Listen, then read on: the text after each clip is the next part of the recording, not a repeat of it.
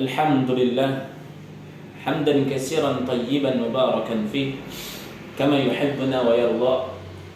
أشهد أن لا إله إلا الله ربنا وأشهد أن محمدا نبينا بلغ الرسالة وبدل الأمانة ونصح الأمة وكشف الله تعالى به الأمة حتى أتاه من ربه اليقين صلوات ربنا والسلام عليه وعلى آله وأزواجه الطاهرين الطيبين ومن تبعه بإحسان إلى يوم الدين. الحمد لله الذي بنعمته تتم الصالحات بفضله تحصل الغاية عدد خلقه ورضا نفسه ومداد كلمته سبحانك يا ربنا. اللهم فكهنا في الدين وعلمنا تأويل. ربي اشرح لي صدري ويسر لي أمري واحلل عقدة باللسان يفقهوا قولي. أحييكم بتحية الإسلام تحية أهل الجنة. Assalamualaikum warahmatullahi wabarakatuh. Saudaraku, insyaallah dimuliakan Allah Subhanahu wa taala. Pada kesempatan ini insyaallah saya ingin menceritakan bagaimana orang-orang soleh terdahulu, para nabi terdahulu mencari ampunan Allah Subhanahu wa taala. Saudaraku yang insyaallah dimuliakan Allah Subhanahu wa taala, orang-orang saleh terdahulu, nabi-nabi terdahulu, mereka mencari ampunan Allah Subhanahu wa taala dengan apa? Ikhwas sekalian, dengan mengakui kesalahan dan kezaliman diri, ikhwas sekalian.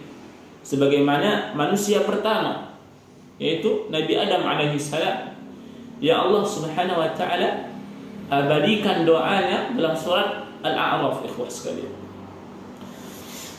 Ketika Allah Subhanahu wa taala mengatakan, qala rabbana zalamna anfusana, mengakui kezaliman diri adalah bagian terpenting untuk memudahkan ampunan Allah Subhanahu wa taala datang kepada seorang hamba. Saudaraku yang insyaallah dimuliakan Allah Subhanahu wa taala, Adam dan Hawa, ikhwas sekalian, memberi contoh. Mereka berdua, kata Allah Subhanahu wa taala, apa kalimatnya tadi saya bacakan? Qala rabbana zalamna anfusana. Ya Allah, kami telah banyak menzalimi diri kami. Dicatat baik-baik, kalimatnya sangat luar biasa.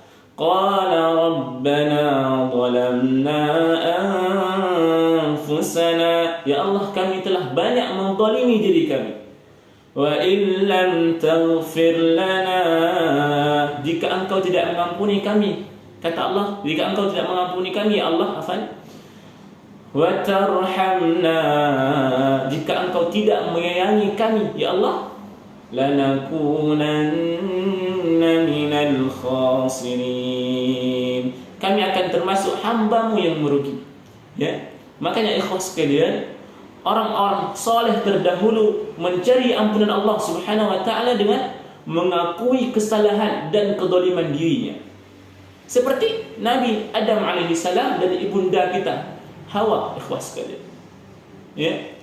Subhanallah, doa ini ikhwas sekalian dibaca oleh Adam alaihi salam bertahun-tahun dan dibaca oleh Hawa bertahun-tahun, hingga Allah Subhanahu wa taala maafkan dan ampuni keduanya. Lalu apa ikhwas sekalian? Lalu Allah pertemukan, luar biasa, Allahu akbar. Dan subhanallah ikhwas sekalian, satu lagi saya berikan contoh, bagaimana orang-orang soleh mendapatkan ampunan Allah Subhanahu wa taala. Selanjutnya ikhwas sekalian, yaitu mengakui kezaliman juga dilakukan oleh Yunus dan Dzannun. Ya Allah Subhanahu wa taala abadikan dalam surah Al-Anbiya ayat ke-87, ketika Allah Subhanahu wa taala mengatakan apa? Wa dzannuna idh dhahaba mughadiba. Ingatkah kalian ketika Dzannun dan Yunus alaihi salam idh dhahaba mughadiban, ketika kemudian dia pergi dari kaumnya, dalam keadaan marah, dalam keadaan kecewa,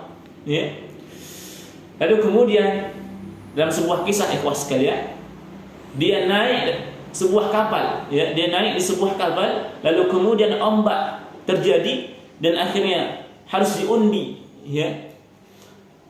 Lalu salah seorang di antara mereka, ya, salah seorang di antara mereka, untuk menyeimbangkan kapal, ternyata keluarlah nama Nabi Yunus alaihissalam, lalu dilemparkan ke lautan, lalu kemudian dimakan, ya, sama ikan paus, ya, terus berada di dalam perut ikan, ikhwah sekalian.